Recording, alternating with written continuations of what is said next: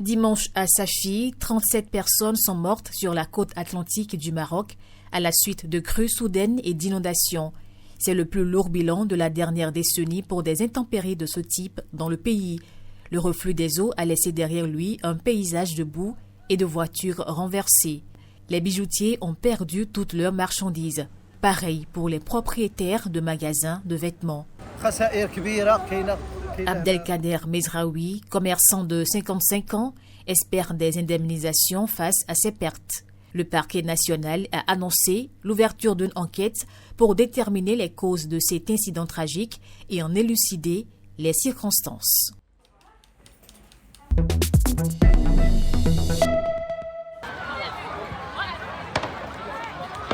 C'est la plus importante tuerie de masse par arme à feu depuis près de 30 ans en Australie. Un père et son fils ont ouvert le feu pendant une dizaine de minutes dimanche soir sur une foule qui célébrait la fête juive de Hanouka sur la plage de Bondi à Sydney.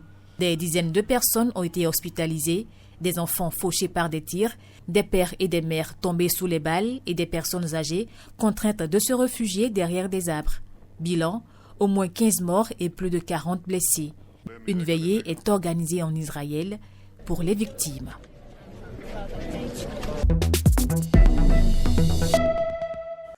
Ce lundi 15 décembre s'ouvre la première réunion du G20 sous présidence américaine. Il s'agit d'une réunion des représentants des pays du G20 chargés d'entamer les négociations en vue du sommet des chefs d'État prévu l'an prochain à Miami. Mais le président Donald Trump n'a pas envoyé d'invitation à Pretoria et l'Afrique du Sud n'y sera pas présente.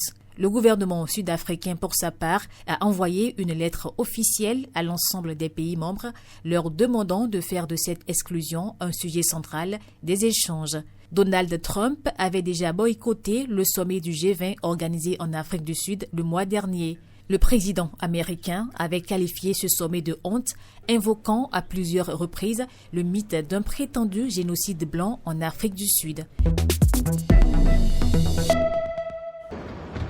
Deuxième jour consécutif des négociations à Berlin entre le président ukrainien et les négociateurs américains.